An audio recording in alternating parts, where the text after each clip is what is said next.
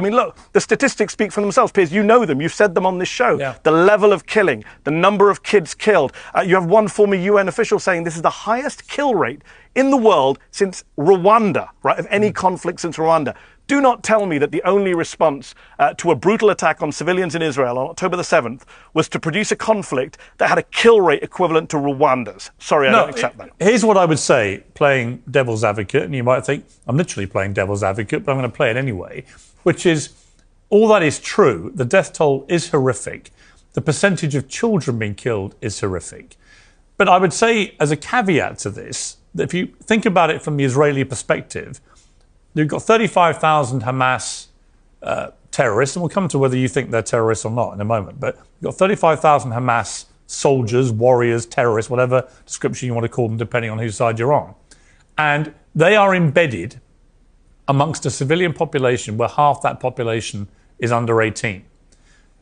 How else do you get rid of Hamas if you don't go about it in the blunt, brutal manner that Israel is doing? And if you do it the way they're doing it, how do you avoid the kind of casualty rate of people under 18, given that that's half the population?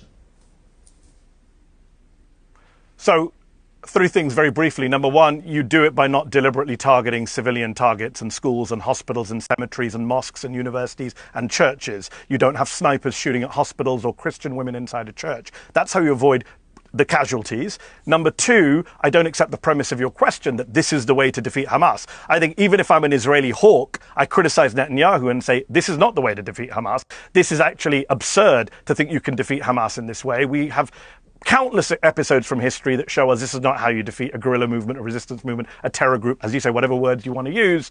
In fact, you have Israeli generals saying this can't be done in this way. And number three, look, the reality is Hamas is a symptom of the problem. As long as you treat Hamas as the problem rather than as a symptom of the problem, you're never going to get rid of Hamas. Or if you do, by some fantasy means, get rid of Hamas, you'll just get another version of Hamas, because now you've got tens of thousands of orphans. You've got people who've lost their kids, their spouses, their siblings. What, you think they're not going to fight back in the years to come? You think they're not going to take revenge? Well, that's how I feel. It's absolute madness to believe.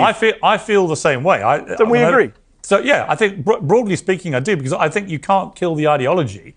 And, in fact, all you will do is entrench the ideology. I think, and that's what I don't think Israel have thought through to a logical end game, which is you're not going to get rid of the thinking that inspired Hamas, because a lot of people will have suffered such appalling grief with their close family in the way you described, that they're going to want to get revenge.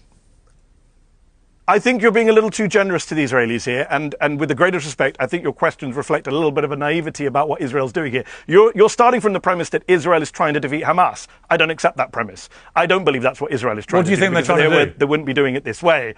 I think they're trying to take back Gaza. I think they're trying to erase the resistance in Gaza. I think they're trying to get rid of the people from Gaza. I think this is they've mowed the lawn, as they put it in previous wars. This time they're going in to erase the population. There's a plausible genocide. Okay, but let me ask you that. Justice. If you listen to Israeli officials, as you know, it's laid out in the South African petition, they are very genocidal in their approach to flattening and burning down Gaza. It's not about destroying Hamas. And if it was about destroying Hamas, why has Netanyahu and Smotrich and others talked about how Hamas is an asset to Israel? Why do they say that openly, Piers?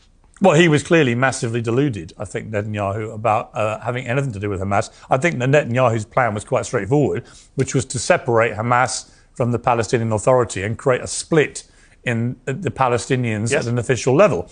And he thought that that was the best way of preserving security for Israel. He couldn't have been more wrong.